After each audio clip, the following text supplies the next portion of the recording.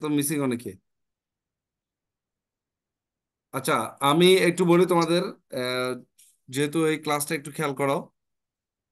Accounting process sir. বলতে আমাদের কি হয় প্রথমে, ধরো আমরা যারা অ্যাকাউন্টিং এর ছাত্র, অ্যাকচুয়ালি আমাদেরকে জি আগে স্যার। প্রথমে ফিল করতে হবে যে আমরা একটা প্রতিষ্ঠানের পক্ষ থেকে কাজ করতেছি। আরো যদি জি আমি স্যার। সহজ ভাষায় তোমাদের বলি, যে এটা হচ্ছে যে আমরা একজন কেরানি মাত্র। জি কেরানির কাজ কি? হিসাব সংরক্ষণ করা। সো আমি কেরানির কাজটাই করতেছি। অর্থাৎ একটা প্রতিষ্ঠানে আমার স্থানটা হচ্ছে আমি কেরানির চেয়ারে বসে আছি। জি এখন কেরানির চেয়ারে যখন বসে আছি, তো প্রতিষ্ঠান মানেই একটা আলাদা সত্তা। এখানে প্রতিষ্ঠান মানেই একটা আলাদা সত্তা। ওই আলাদা সত্তার প্রতিনিধিত্বকারী হচ্ছে আমি।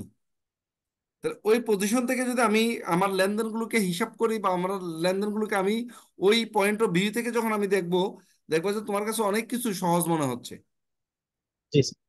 ঠিক আছে? তো আমরা মনে রাখবো যে আমরা হচ্ছিলাম একটা প্রতিষ্ঠানের প্রতিনিধিত্বকারী একটা সত্তা। প্রতিষ্ঠান একটা আলাদা সত্তা। প্রতিষ্ঠানের সবকিছু আমি প্রতিষ্ঠানের দৃষ্টিকোণ থেকে দেখবো।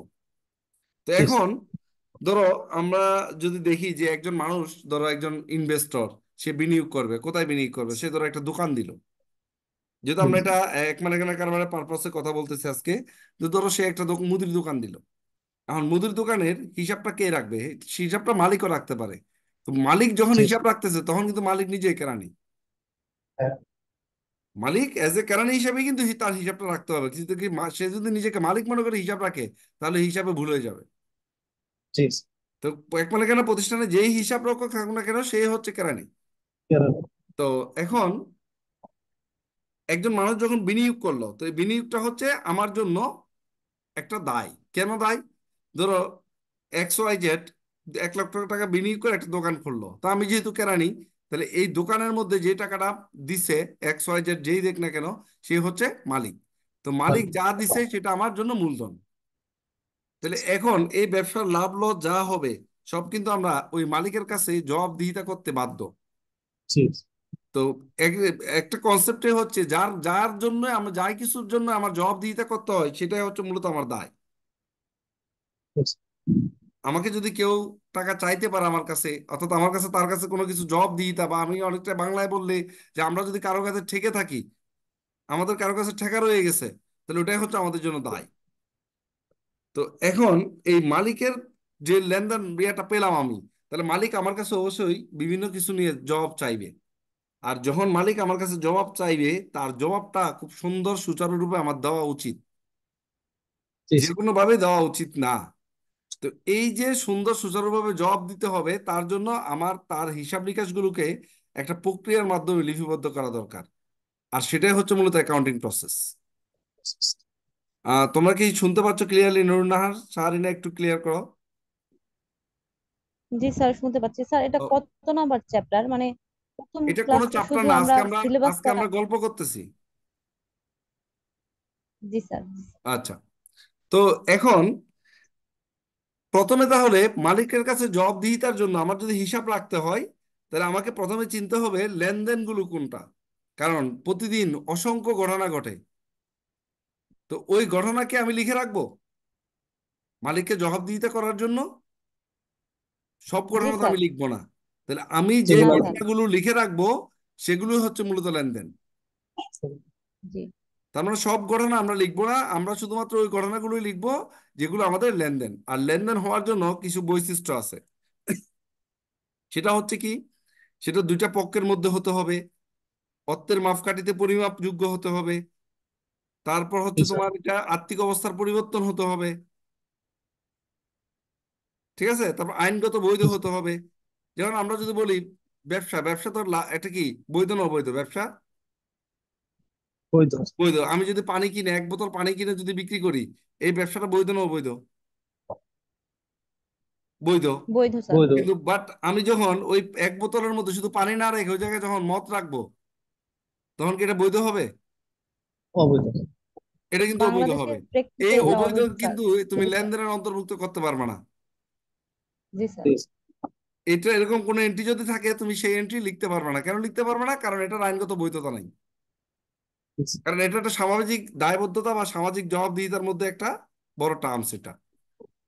তো এই যে আমাদের যে বৈশিষ্ট্যগুলো বললাম, এই বৈশিষ্ট্যগুলোর আলোকে যেসব ঘটনাগুলোকে আমরা জাস্টিফাই করতে পারবো একমাত্র ওগুলো হবে লেনদেন, আর বাকিগুলো আমরা লেনদেনে লিখবো না। জি স্যার। এটা গেল একটা অপশন। এখন লেনদেন হয়ে গেল, এই লেনদেনগুলোকে কি করতে হবে? এই লেনদেনগুলোকে আমার লিখতে হবে। এখন লেখার উপায় কি? লেখার উপায় হচ্ছে তুমি প্রত্যেকটা লেনদেনের দুইটা পক্ষ যেহেতু আছে, তাহলে দুইটা পক্ষকে তুমি এন্ট্রি করতে হবে।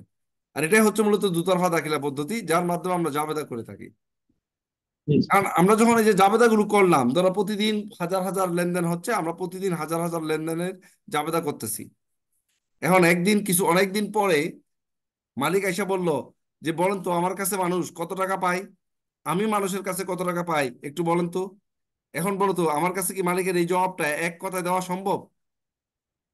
সম্ভব না, কারণ আমি তো না। শুধু জাবেদা করছি। তাহলে এখন আমার কি করতে হবে? মালিককে বসায় রেখে বলবো যে ঠিক আছে আপনি চা খান, আমি একটু হিসাব করে দেখতেছি কার কাছে পায় কার কাছে না পায়, সব জাবেদাগুলোকে আমি রিভিউ কত করে করে করে একটা হিসাব দাঁড় করাচ্ছি। তাহলে বলো, এইরকম যদি আমরা হিসাব করি মালিককে বসায় রেখা, চাকরি থাকবো? না। না। না স্যার। তখন এই সমস্যা থেকে উত্তরণের জন্য আমরা কি করছি, এবার প্রত্যেকটা হিসাবকে আলাদা আলাদা করে একটা সামারি করে রাখলাম, আর সেটার নামে হচ্ছে খতিয়ান। জি স্যার। কারণ আমাদের যত দেনাদার আছে সব দেনাদারকে আমি একসাথে একটা সামারি করে ফেললাম। তারপর আমার যত নগদান হিসাব, নগদ যত জায়গায় ইউজ হয়েছে জাবেদায়, সবগুলোকে আমরা একটা সামারিতে নিয়ে আসলাম। তাহলে এরকম প্রত্যেকটা অ্যাকাউন্ট বা প্রত্যেকটা হিসাবকে যখন আমি সামারি করে ফেললাম, তখন এটাকে বলা হচ্ছে কি খতিয়ান, যেটাকে বলা হয় শ্রেণী ওকে। বিন্যাস করা। অর্থাৎ আমরা প্রত্যেকটা হিসাবকে আলাদা আলাদা শ্রেণীতে বিন্যাস করে প্রত্যেকটার জন্য আলাদা আলাদা একটা সামারি করলাম, এবং সেটাই হচ্ছে শ্রেণী বিন্যাস করা। এখন শ্রেণী বিন্যাস করলাম, ভালো কথা। এখন করার সময় দেখো, প্রথম ছিল জাবেদা, জাবেদার মধ্যে পক্ষ ছিল কয়টা? দুইটা। দুইটা। যখন আমি খতিয়ান করতে গেলাম, এই দুইটার আবার স্থান দুই জায়গায় হয়ে গেছে। তাহলে আমি এখন জাবেদা থেকে একটা লেনদেনকে যখন আমি খতিয়ানে ট্রান্সফার করলাম, এখানে আমার অনেক টাইপের ভুল হতে পারে। এই ভুলটা হয়েছে কিনা এটাকে একটু আমরা কি করি, জাস্টিফাই করে দেখি। এবং করার জন্য আমরা রেওয়ামিল তৈরি করি। অর্থাৎ আমাদের এই যে সংক্ষেপ। জাবেদা থেকে যে আমি খতিয়ানে ট্রান্সফার করলাম, খতিয়ানে ট্রান্সফার করার সময় আমার কোনো ভুল হয়েছে কিনা এটাকে জাস্ট একটা সংক্ষিপ্ত একটা কি বলা হয় স্টেটমেন্টের মাধ্যমে আমরা এটা যাচাই করে থাকি। এজন্য এই রেওয়ামিলকে বলা হয় সংক্ষিপ্তকরণ। অর্থাৎ প্রত্যেকটা খতিয়ানের শ্রেণী বিন্যাস করা, যে খতিয়ান, খতিয়ানের ব্যালেন্স গুলো নিয়ে আমরা একটা রেওয়ামিল তৈরি করি। যদি রেওয়ামিল মিলে যায় তাহলে বুঝতে হবে যে আমাদের এখানে যে পোস্টিংটা আমরা দিয়েছি সেটা কি না ঠিক আছে। আর এই যে খতিয়ান, এই খতিয়ানটাই হচ্ছে প্রত্যেকটা মূলত এক একটা হিসাব এর সামারি। তো আমরা আমরা রেওয়ামিল করলাম, ঠিক আছে। এইভাবে আমাদের প্রক্রিয়া মোটামুটি মালিক আসলে আমরা বলতে পারতেছি যে কোথায় কি হবে, কত টাকা আছে, কার কাছে কত টাকা আছে, নগদ কত টাকা আছে, মালিক কত মূলধন দিল, সবকিছু আমরা বলতে পারতেছি, ভালো কথা। এখন কিছুদিন পর মালিক এসে বলছে ব্যবসা তো অনেকদিন করছেন, তো এবার লাভ লস কি হয়েছে একটু বের করে দেন। এখন আমরা কি করলাম, এই লাভ লস বের করতে গেলে কি করতে হবে? আমাকে ইনকাম স্টেটমেন্ট বা ইনকাম সামারি করতে হবে। তাহলে ইনকাম সামারি বা ইনকাম স্টেটমেন্ট বা আয় বিবরণী যখন করতে গেলাম, এখন আমার কাছে কিছু কনফিউশন তৈরি সামনে চলে আসলো। কি? যে মালিক বলছিল মূলধনের সুদ ধরার জন্য, আমি তো ধরি নাই। তারপর আচ্ছা। কর্মচারী 12 মাস চাকরি করছে, বেতন নিচ্ছে 10 মাসের, 2 মাস দেই নাই, আমারও মনে নাই, লেখায় হয় না এটা। তারপর ধরো অনাদায়ী দানা ধরার কথা, অনাদায়ী দানা ধার্য করার কথা, এটা অনাদায়ী দানা ধার্য করা হয় নাই।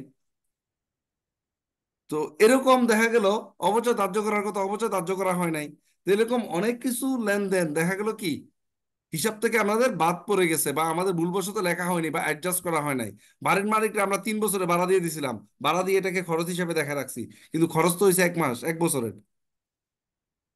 তাহলে এই যে এই জি ধরনের স্যার। সমস্যাগুলো আসলো, এখন বলো তো আমার জাবেদা কি শুদ্ধ হয়েছে? না স্যার, সমন্বয় না যাবে স্যার। দেন। খতিয়ান শুদ্ধ হয়েছে? না স্যার। রেওয়ামিল শুদ্ধ হয়েছে? আচ্ছা। না। তাহলে এখন আমি এই যে আমাদের যে সমস্যাগুলো বের হলো, এখন এগুলোর জন্য কি আমি জাবেদা কাইটা আবার খতিয়ান কাইটা আবার রেওয়ামিল কাইটা আবার করব? না। না। এই না জন্য আমরা স্যার। কি করি, এই ওই অসামঞ্জস্যতা যেটা ছিল এটা আমরা এই যে রেওয়ামিলের নিচে নোট করে রেখে দিই। যখন আমি অ্যাডজাস্ট। রেওয়ামিল থেকে একটা এন্ট্রিকে ইনকাম স্টেটমেন্ট বা ব্যালেন্স শিটে বসাইতে নিয়ে যাব বা আর্থিক বিবরণীতে যখন নিয়ে যাব, নেওয়ার সময় ওই যে নোট যে করছি আমরা, এই নোটটা অনুযায়ী ওটাকে মডিফাই করে দিব। জি স্যার। তাহলে আমাদের appropriate expense, revenue, asset, liability আমরা প্রদর্শন করতে পারবো। তো সেজন্য এটাকে আমরা রেওয়ামিলের নিচে সমন্বয় রেখে দিই। এখন এই সমন্বয়টা যে আমরা রেওয়ামিলের সাথে অ্যাডজাস্ট করব, সেজন্য আমাদের একটা জাবেদা করতে হয়, সেটার নাম হচ্ছে অ্যাডজাস্টিং এন্ট্রি। সেটার নাম হচ্ছে কি? Adjusting adjusting. এন্ট্রি। যখন আমরা অ্যাডজাস্টিং এন্ট্রি দিয়ে নেই, তখন কিন্তু আমাদের কি এই রেওয়া মিলটাকে শুদ্ধ হয়ে যায়। তখন রেওয়া মিলের যে যে আমাদের যে ইয়াগুলো ছিল, মানে দুর্বলতা যেটুকু ছিল, এই দুর্বলতাগুলো অ্যাডজাস্টিং এর মাধ্যমে আমরা রিকভার করে ফেলতে পারি। আর অ্যাডজাস্টিং এর মাধ্যমে রিকভার করেই কিন্তু আমরা আর্থিক বিবরণী এবং তো আমরা আর্থিক বিবরণী তৈরি করি। এখন আর্থিক বিবরণী তৈরি করলাম, লাভটা বের হলো। এখন মালিক বলছে যে আচ্ছা ঠিক আছে, সবকিছু ঠিক আছে, এখন আমার কি সম্পদ দায় আছে একটু বলেন তো। তখন আমরা কি করি? আর্থিক অবস্থার বিবরণী তৈরি করি। এই আর্থিক অবস্থার বিবরণীটা তৈরি হয় নির্দিষ্ট একটা দিনে, মনে রাখবা, এটা নট ফললি 1 ইয়ার বা not 1 month, not 3 month, not any accounting period. আর্থিক অবস্থার বিবরণী তৈরি হয় কি একটা সার্টেন ডেটে। এই জন্য মনে রাখবা, তোমরা যখন আর্থিক অবস্থার বিবরণী তৈরি করবা, তখন তোমরা উপরে লিখে লিখবা এজ এট 31 ডিসেম্বর, এজ এট 31 জানুয়ারি, এজ এট 13 জুন। এইভাবে তারিখটা লিখতে হয়। আমরা কি করি, অনেকে ওই সব লিখতে লিখতে for the year in date, for the year in date, for the month in date. আর্থিক বিবরণীতে কিন্তু কেউ যদি for the year in date, for the month in date লিখে ফেলো, ঠিক আছে, এটা একবারে নাম্বার 0 দিয়ে দিল, স্যার তোমার কিছু করার নাই। কারণ তুমি লিখছো নগদান হিসাব 5,000 টাকা, তোমার সারা বছর কি নগদ 5,000 টাকা ছিল? না, তুমি যেদিন আর্থিক বিবরণী তৈরি করতেছো ওই দিন শুধুমাত্র তোমার কাছে 5,000 টাকা আছে। তো মনে রাখতে হবে, আর্থিক বিবরণী হবে কত দিনের? একটা সার্টেন নির্দিষ্ট তারিখের। আর জি sir. Income summary, owner security, এগুলো হবে কি? ইনকাম সামারি, ওনার সিকিউরিটি, এগুলো হবে নির্দিষ্ট একটা সময়ের, অ্যাকাউন্টিং পিরিয়ডের। এই অ্যাকাউন্টিং পিরিয়ডটা 1 মাস হতে পারে, 3 মাস হতে পারে, 6 মাস হতে পারে, 1 বছর হতে পারে। তো যদি মাসের হয় আমরা লিখবো ফর দ্য মান্থ ইনডেট, 3 মাস হলে ফর দ্য কোয়ার্টার ইনডেট, আর যদি 6 মাস হয় ফর দ্য 6 মান্থ ইনডেট, আর যদি 1 বছর হয় তাহলে ফর দ্য ইয়ার ইনডেট। এখানে একটা নির্দিষ্ট সময়ের আয় ব্যয়গুলো দেখানো হবে, বা মালিকানা সত্ত্বের পরিবর্তনগুলো দেখানো হবে এখানে। তো এইভাবে আমরা কি করতে পারি? এখানে অ্যাকাউন্টিং প্রসেসটা শেষ করতে পারি। এখানে আবার সাবঅর্ডিনেট কিছু কাজ করি আমরা, যেমন ওয়ার্কশিট। সেটা অ্যাকাউন্টিং প্রসেসের একটা অংশ না, কিন্তু এটা আমরা মাঝখানে করে ফেলতে পারি। কেন? কারণ এই যে আমার আর্থিক বিবরণী পর্যন্ত যায় কিনা, এটা একটা রাফ খসড়া, এটা ওয়ার্কশিটের মাধ্যমে করা হয় এই খসড়াটা, ঠিক আছে। এর জি মাঝখানে স্যার। আরেকটা কাজ করা হয়, সেটা হচ্ছে তোমার রিভার্সিং এন্ট্রি। এই রিভার্সিং এন্ট্রিটা খুবই গুরুত্বপূর্ণ। তোমাদের তোমাদের সিলেবাসের মধ্যে রিভার্সিং এন্ট্রিটা খুব ভালো করে বলে দিছে। তো এটা খুবই গুরুত্বপূর্ণ রিভার্সিং এন্ট্রিটা। তো রিভার্সিং এন্ট্রিটা কি কাজে লাগে, আমি তোমাদের আজকে এটা বলবো। রিভার্সিং এন্ট্রিটা কি কাজে লাগে, মনোযোগ দিয়ে শুনো একটু সবাই রিভার্সিং এন্ট্রির ব্যাপারে। আমরা এই জিনিসটাই অনেকে কনফিউশন তৈরি করি, এবং অনেকে আমরা এই জিনিসটা ভুল করে ফেলি। রিভার্সিং এন্ট্রি মূলত আমরা কেন দিই? তো আমরা যখন বছরের শেষের দিন অ্যাডজাস্ট করলাম বা অ্যাডজাস্টিং এন্ট্রি দিলাম, তো বলো তো বেতন বকে এটার অ্যাডজাস্টিং কি দিছো? বেতন বকেয়া এটার অ্যাডজাস্টিং কি? স্যার দায় বেড়ে যাবে। না, আর অ্যাডজাস্টিংটা বলো, নরমালি অ্যাডজাস্টিং বলো। স্যালারিজ বকেয়া এক্সপেন্স বেতন। Debit, salaries payable credit. Credit. হ্যাঁ, বেতন খরচ ডেবিট বা বকেয়া বেতন ক্রেডিট বা পদেয় বেতন ক্রেডিট। যেটাই বলো, তোমরা বকেয়া বেতন লিখবা না, পদেয় বেতন লিখবা। শব্দগুলো একটু স্মার্টলি ইউজ করবা, বুঝছি? বেতন। তো এখানে দেখো, এই যে বাদ আমরা জাবেদা দিলাম অ্যাডজাস্টিং এ, বেতন খরচ ডেবিট, পদেয় বেতন ক্রেডিট বা বেতন বকেয়া বেতন ক্রেডিট। এখন বলো তো, এই যে বকেয়া বেতন, এই হিসাবটা কি এই এই অর্থ বছরের মধ্যে বন্ধ হয়ে যাবে, না এটা পরের অর্থ বছরের মধ্যে জের হিসাবে চলে যাবে? পরের অর্থ বছরে স্যার দায় হিসেবে চলে যাবে। দায় হিসাবে চলে যাবে। এই বছর কিন্তু এটা বন্ধ করা যাবে না।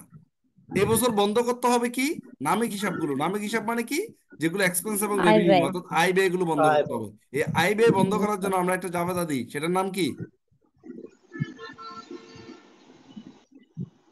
সেটার নাম কি? Closing entry. জি স্যার, ক্লোজিং। ক্লোজিং এন্ট্রি দিই আমরা, এটা আয় ব্যয়গুলোকে বন্ধ করে দেওয়ার জন্য। এখন যেগুলো দায় এবং সম্পদ থাকে, এগুলো আমাদের পরের বছর কি করতে হয়, ট্রান্সফার করতে হয়। তাহলে তোমার ট্রান্সফার। এই বকেয়া বেতন বলো তো পরের বছর ট্রান্সফার হয়েছে না? জি স্যার। এখন তো তুমি তুমি একটা কোম্পানির অ্যাকাউন্টেন্ট বা তুমি একটা একটা প্রতিষ্ঠানের অ্যাকাউন্টেন্ট। এখন খেয়াল করে দেখো তো, একজন কর্মচারী, আমরা ধরে নেই তার নাম রাকিব। এখন রাকিব নামের কর্মচারী এই বছর 10 মাসের বেতন নিছে। সামনের বছর সে 2 মাসের বেতন, বকেয়া বেতন সহ মোট কত মাসের বেতন দিবে বলো তো?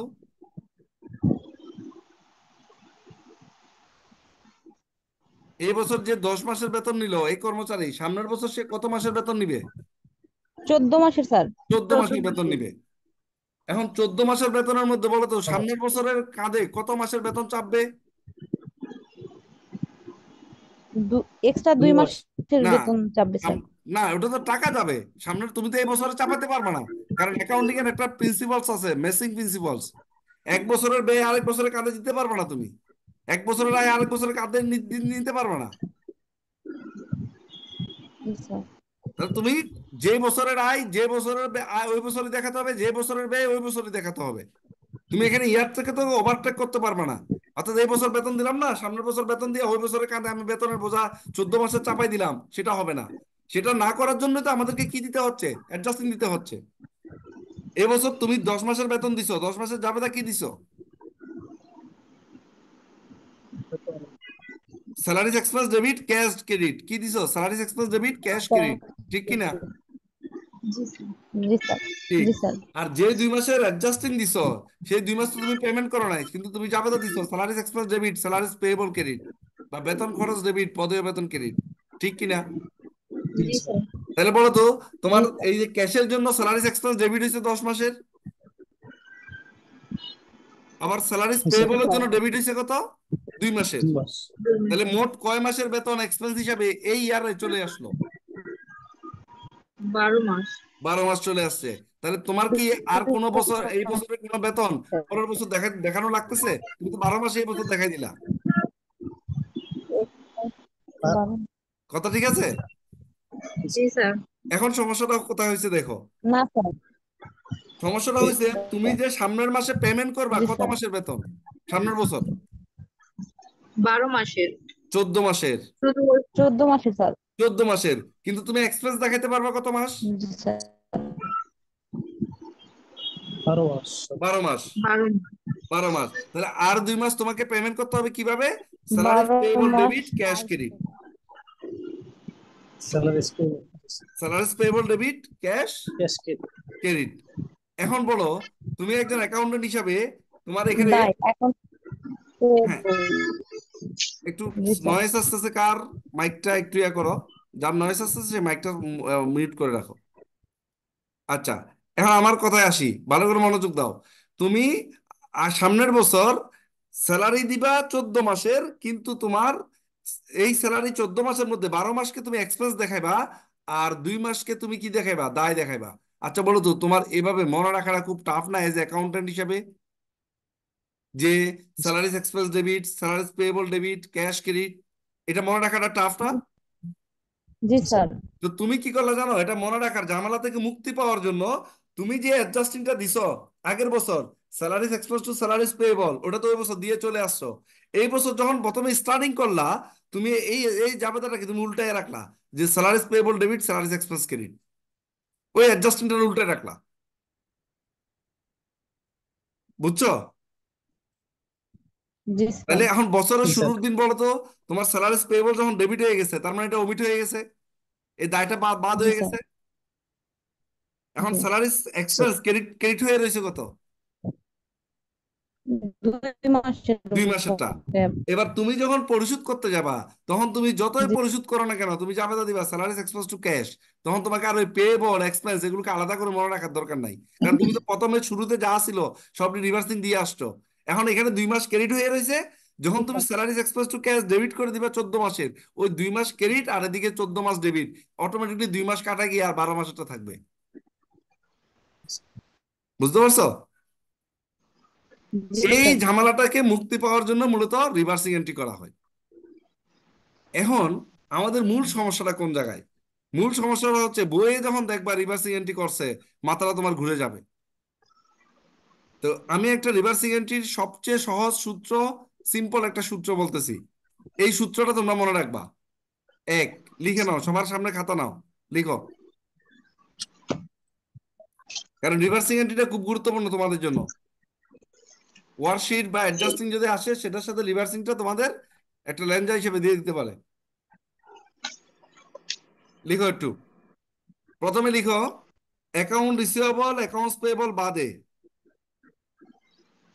যত রিসিভেবল পেয়েবল থাকবে সবগুলোর জন্য রিভার্সিং দিতে হবে। 1 নাম্বার দিয়ে লিখো, অ্যাকাউন্ট রিসিভেবল অ্যাকাউন্টস পেয়েবল বাদে যত সকল প্রকার রিসিভেবল পেয়েবলের জন্য রিভার্সিং দিতে হবে।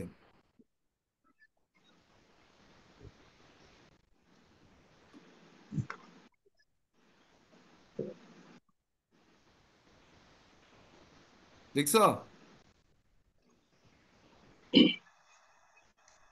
অ্যাকাউন্ট রিসিভেবল অ্যাকাউন্টস পেয়েবল বাদে যত রিসিভেবল পেয়েবল থাকবে সবগুলোর জন্য রিভার্সিং দিতে হবে। কোথায় থাকবে এগুলো? তুমি যে অ্যাডজাস্টিং দিছো, জি স্যার, অ্যাডজাস্টিং এর হয়েছে মধ্যে স্যার। রিসিভেবল পেয়েবল আসে না? যেমন তোমার জি যদি স্যার। আয় বকেয়া থাকে, তাহলে আমরা যাবো তাদের account receivable debit service revenue credit. আবার যদি আমাদের রেন্ট বকেয়া থাকে, তাহলে আমরা কি দিই? Rent receivable debit rent revenue credit. যখন আমার স্যালারিজ বকেয়া থাকে, তখন আমরা জাবেদা দিচ্ছি salaries expense debit salaries payable credit. আবার যখন আমি দাঁড়ে কোনো কিছু পণ্য ক্রয় করি, তখন আমি জাবেদা দিচ্ছি যে ধরো supplies debit accounts payable credit. পাইছো? জি স্যার। যখন আমি পণ্য কিনি, তখন জাবেদা দিই purchase debit accounts payable credit. তো এখন দেখা গেল, এখানে দেখো ভালো করে, যে আমাদের জাবেদায় অনেকগুলো রিসিভেবল পেয়েবল থাকতে পারে। এখানে অ্যাকাউন্ট রিসিভেবল অ্যাকাউন্টস পেয়েবল বাদ দিয়ে যত রিসিভেবল পেয়েবল অ্যাডজাস্টিং এ পাবা, ওই জাবেদার কিন্তু উল্টাই দিবা রিভার্সিং এর সময়। কথা ক্লিয়ার? জি স্যার। এখন অনেকের প্রশ্ন আসতে পারে, স্যার এই দুটা কি দোষ করলো? এই দুটা হচ্ছে আমার রেগুলার আইটেম। কারণ একটা বিজনেসে অ্যাকাউন্ট রিসিভেবলের যাত্রা একবার শুরু হলে এটা বিজনেসের মরার আগ পর্যন্ত থাকে। এটা কোনোদিন ঝামেলা হয় না, কারণ আমরা প্রতিনিয়ত এই অ্যাকাউন্ট রিসিভেবল থেকে টাকা পাই, আবার অ্যাকাউন্টস পেয়েবলকে টাকা দিতেই থাকি দিতে থাকি দিতে থাকি। বুঝতে পারছো? জি স্যার। তো সেজন্য জি অ্যাকাউন্ট স্যার। রিসিভেবল আর অ্যাকাউন্টস পেয়েবলকে রিভার্স করার কোনো প্রয়োজন নাই। রিভার্স করতে হয় কোনগুলোকে? যেগুলো আমাদের ইরেগুলার আইটেম, হঠাৎ মাঝে মধ্যে আসে, কিন্তু এটা তো আমাদের মনে রাখতে পারি না। ওই যে বললাম, তুমি যদি রিভার্সিং না করো, তোমার 2 মাসের বেতন স্যালারিজ পেয়েবল নাম দিয়ে ডেবিট করতে হবে, আবার 12 মাসের বেতন স্যালারিজ এক্সপেন্স দিয়ে ডেবিট করতে হবে। আর যদি তুমি ডেবিট রিভার্সিং করে দাও, তাহলে তুমি 14 মাসের বেতনে এক্সপেন্স নিয়ে ডেবিট করে দিবা, তাহলে তোমার অটোমেটিকলি অ্যাডজাস্ট হয়ে যাবে। তাহলে বুঝতে পারছো? জি স্যার। এই ইরেগুলার জি আইটেমগুলো স্যার। নিয়ে শুধুমাত্র আমাদের রিভার্সিংটা হবে। আসেন এবার নেক্সট, পরে। এটা তো পেয়ে গেলাম। জি দুই sir. Number rules, prepaid debit হলে রিভার্সিং করতে হবে। প্রিপেড ডেবিট হলে রিভার্সিং করতে হবে। প্রিপেড ডেবিট হলে রিভার্সিং করতে হবে।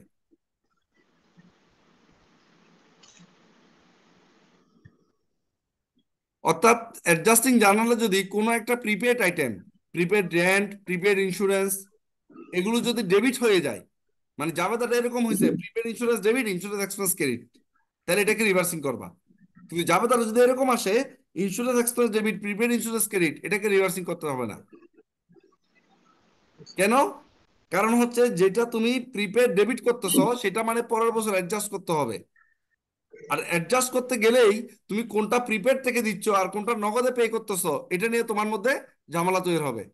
সেজন্য তুমি যখন রিভার্সিং দিয়ে দিবা, তুমি যখনই ইন্স্যুরেন্স দিবে না কেন, তখন তুমি ইন্স্যুরেন্স এক্সপেন্স টু ক্যাশ দিয়ে দিবা, শেষ, তোমার অটোমেটিকলি অ্যাডজাস্ট হয়ে যাবে। কিন্তু যখন প্রিপেড ক্রেডিট হচ্ছে, তখন হচ্ছে তুমি আগে প্রিপেড দিয়ে ফেলছিলে, ওটাকে অ্যাডজাস্ট করতেছো, সেজন্য এটা আর রিভার্সিং হবে না। বুঝতে পারছি? জি স্যার। প্রিপেড ডেবিট হলে কি জি করবো, স্যার। রিভার্সিং করব, ক্রেডিট হলে আর করার দরকার নাই। গেল 2 নম্বর নিয়ম।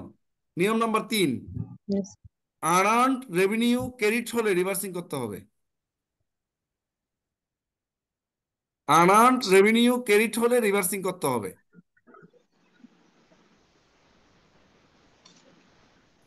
যে কোনো অনুপার্জিত আয় ক্রেডিট হলে রিভার্সিং করতে হবে।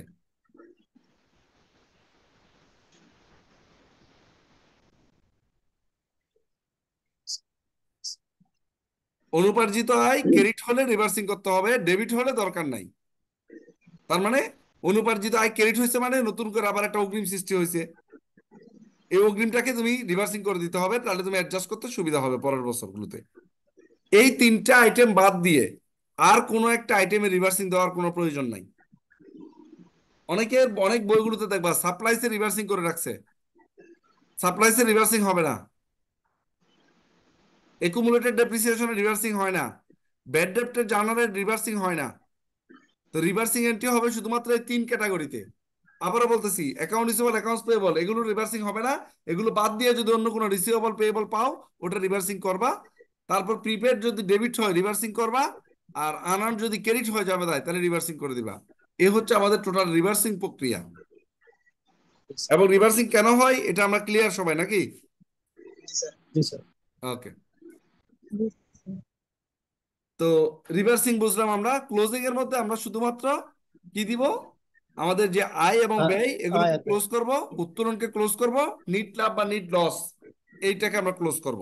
তার মানে ক্লোজিং এন্ট্রি হচ্ছে 4টা: আয় বন্ধ করা, ব্যয় বন্ধ করা, উত্তোলন বন্ধ করা, আর হচ্ছে লাভ বা ক্ষতি যেটা হবে আমাদের আয় ব্যয়ের, যে বন্ধ করতে গিয়ে আমাদের যে ডিফারেন্সটা আসবে ওই লাভ ক্ষতিটা আমাদের বন্ধ করতে হবে। এগুলো ক্লোজিং এন্ট্রি তোমরা খুব সহজে পারবা, এটা কোনো ব্যাপার না। রিভার্সিংটা নিয়ে অনেকের কনফিউশন ছিল, এই জন্য রিভার্সিংটা আমরা এখানে ক্লিয়ার করে দিলাম। তো এই হচ্ছে আমাদের টোটাল অ্যাকাউন্টিং প্রসেস। এখন এখানে আমাদের এই অ্যাকাউন্টিং প্রসেসগুলো ভালো করে শিখতে হবে। প্রত্যেকটা আইটেম, জাবেদা, খতিয়ান, দুইটা দুইটা করে আমরা ম্যাথ করব। তারপর সমীকরণ, সমীকরণের বর্ধিত রূপ থেকে শর্টকাট রূপ থেকে বর্ধিত রূপ সবগুলো রূপ তোমরা দেখতে পারবা। মূল সমীকরণের প্রথম রূপ হচ্ছে asset equal two liabilities, asset equal two liabilities. এবার লাইবিলিটিস কে যদি আমরা ভাঙি, 2 ভাগে আবার ভাগ করতে পারি। একটা হচ্ছে বহির্দায়, একটা হচ্ছে অন্তর্দায়। বহির্দায় মানে হচ্ছে যেগুলো বাইরের মানুষের কাছে, যেটার মধ্যে আবার 2টা অংশ। একটা হচ্ছে চলতি দায় মানে কারেন্ট লাইবিলিটিস, আরটা হচ্ছে দীর্ঘমেয়াদী দায়, যেটা long term liabilities. Long term liabilities বুঝছো? চলতি দায় আর দীর্ঘমেয়াদী দায়। চলতি দায় আর কি? দীর্ঘমেয়াদী দায়। এই 2টা হচ্ছে বহির্দায়। আর অন্তর্দায় হচ্ছে মালিকানা সত্ত্ব। অন্তর্দায় কি? মালিকানা সত্ত্ব। তাহলে আমরা প্রথমে পাইলাম প্রথম রূপ অ্যাসেট ইকুয়াল টু লাইবিলিটিস, দ্বিতীয় রূপটা হচ্ছে asset equal two liabilities plus ওনার সিকিউরিটি। গেল এটা। এবার ওনার সিকিউরিটির আবার আরেকটা রূপ আছে। সারেনের কথা বোঝা যাচ্ছে না, তাহলে তোমাদের দিকে নেটের সমস্যা মনে হয় সম্ভবত। বোরহান কি বুঝতে পারতেছো? জি স্যার, বুঝতেছি। আচ্ছা, তাহলে তোমাদের নেটের ইস্যুটা একটু সলভ করতে হবে। তো এখন দেখো, এই যে এই মালিকানা সত্ত্বকে আমরা আবার একটু এক্সপ্লেন করতে পারি। সেটাতে কি হয়? সেটাতে হচ্ছে মূলধন, মালিক মূলধন দিছে, এই মূলধনের সাথে আমরা আয় যোগ করতে পারি মানে রেভিনিউ, এটার সাথে এক্সপেন্স আমরা বিয়োগ করতে পারি, মালিকের উত্তোলনটাকে আমরা বিয়োগ করে দিতে পারি। তাহলে আমরা এখানে মালিকানা সত্ত্বকে যদি আরেকটু এক্সপ্যান্ড করি, capital plus revenue minus expense minus drawings. তাহলে এখন যদি আমরা একটা বর্ধিত রূপ মনে করি, তাহলে বর্ধিত রূপটাকে কিভাবে বলতে পারি? Asset equal to A equal to L মানে liabilities plus capital plus revenue minus expense minus drawings. এইভাবে আমাদের এই সমীকরণটাকে আমরা এক্সপ্লেন করতে পারি। তার মানে কেউ যদি বলে যে অ্যাসেট ইকুয়াল টু লাইবিলিটিস, এটা একটা সমীকরণ, এটাকে তুমি বলতে পারবে না যে না এটা তো না, asset equal two liabilities plus ওনার সিকিউরিটি। হ্যাঁ, এটাও একটা সমীকরণ। তার মানে সবগুলো হচ্ছে সমীকরণের একটা রূপ, এটা কোনোটাকে তুমি অস্বীকার করতে পারবে না। প্রথমটা হচ্ছে অ্যাসেট ইকুয়াল টু লাইবিলিটিস, কারণ আমরা যদি দেখি এখানে অ্যাসেট পাশের যোগফল আর লাইবিলিটিস এর পাশের যোগফল কি সমান, এটা একটা সমীকরণ। আবার অ্যাসেট লাইবিলিটিস পাশটাকে যদি আমরা ভাঙতে পারি যে অভ্যন্তরীণ দায় বহির্দায়, তাহলে কি হবে? Liabilities plus owner security equal to asset. আবার ওনার সিকিউরিটি যদি আমরা ভাঙি, ওনার সিকিউরিটির মধ্যে কি আছে? মূলধন আছে, লাভ আছে, মানে আয় আছে, তারপর হচ্ছে তোমার এক্সপেন্স আছে, তারপর হচ্ছে তোমার উত্তোলন আছে। বুঝতে পারছো? এখানে একটা জি জিনিস, স্যার, জি স্যার, একটা জিনিস মনে রাখবা, প্রফিট প্রফিট আর রেভিনিউ এক না। মনে রাখবা, প্রফিট আর রেভিনিউ এক না।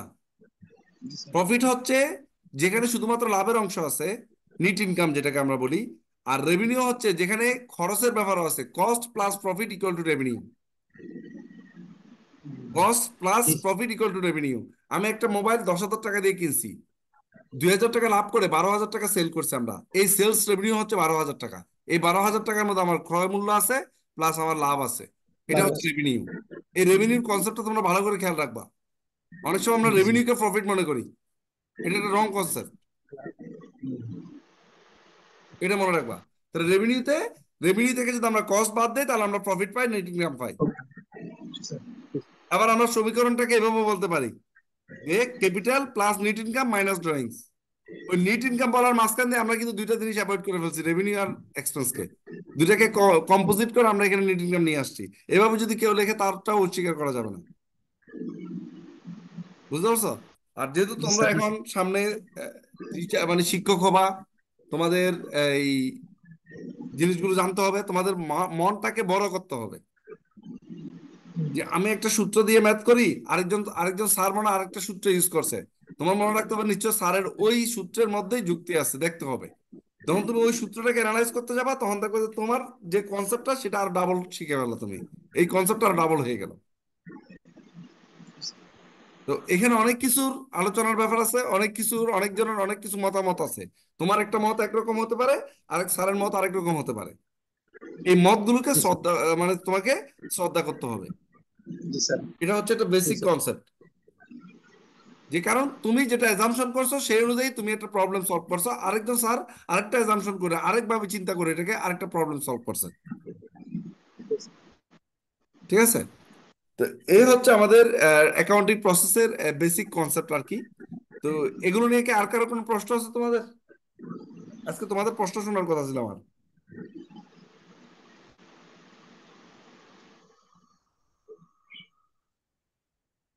প্রশ্ন আছে কারো? স্যার বলো। স্যার ওই যে ওই দিন বললেন না প্রশ্নটা, ওই যে ইংলিশ হইব, ইংলিশ দিলে ইংলিশ আর বাংলা দিলে বাংলা। হুম।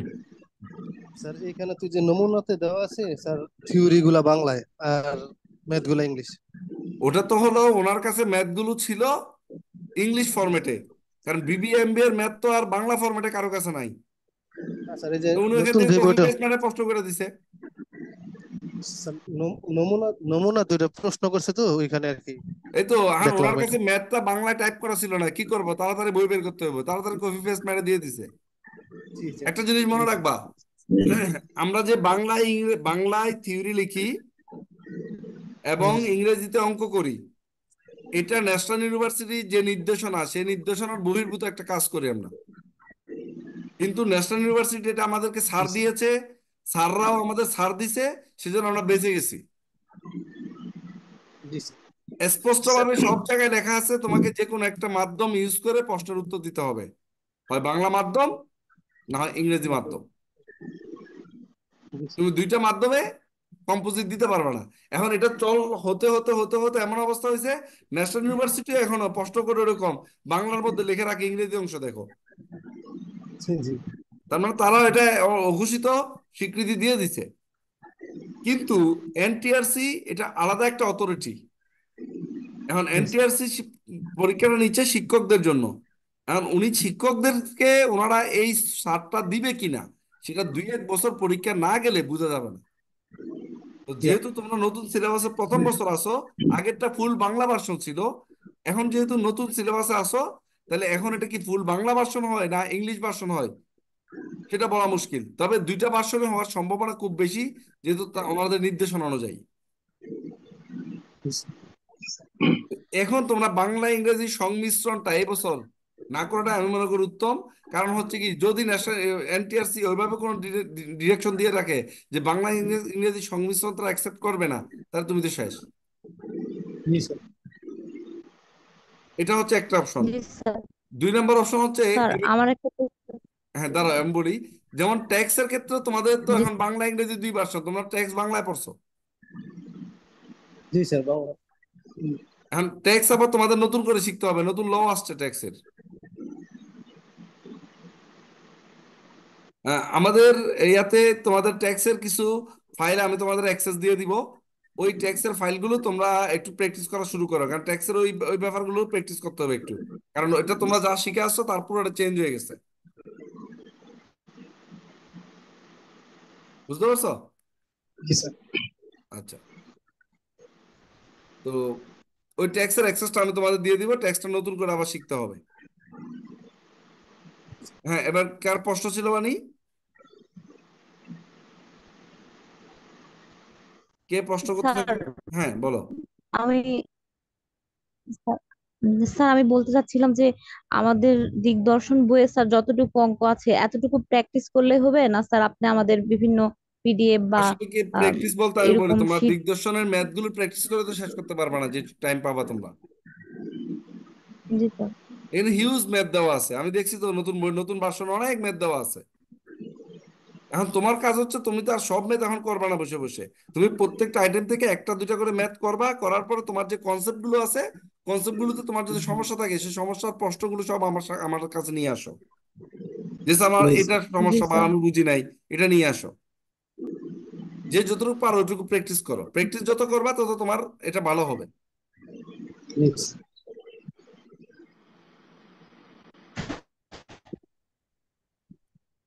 আর কারো কোনো প্রশ্ন আছে?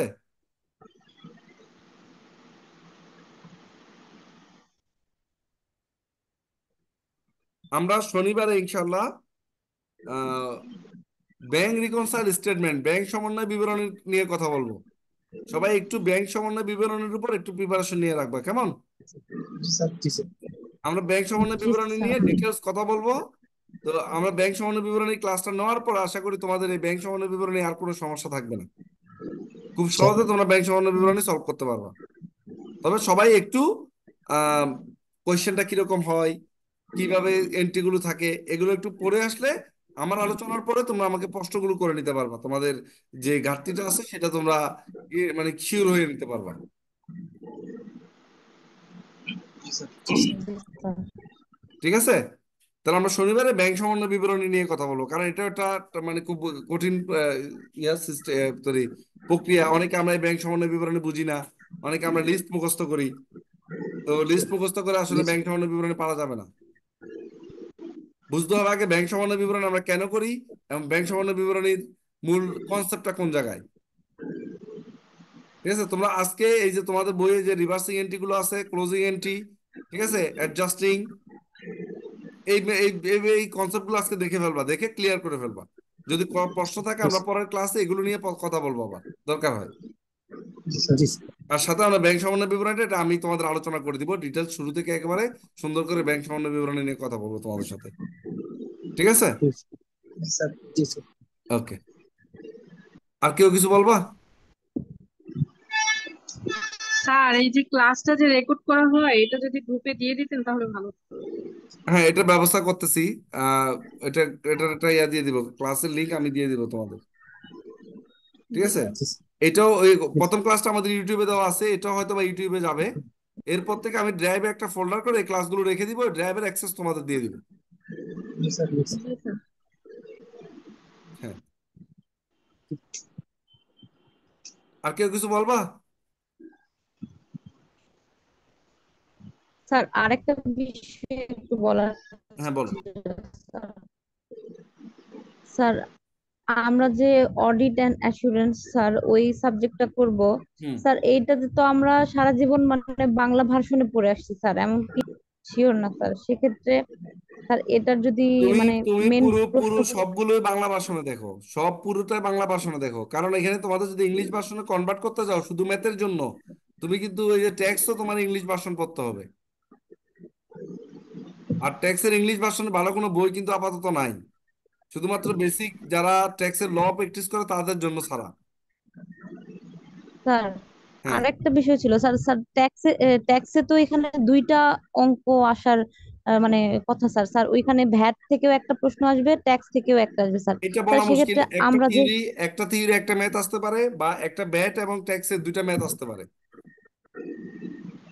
আহ, তত এটা বলা মুশকিল, তবে স্যার আমার যেটুকু মনে হচ্ছে ট্যাক্সের জি একটা স্যার। ম্যাথ দিবে আর একটা ব্যাট থেকে থিওরি দিতে পারে সম্ভবত।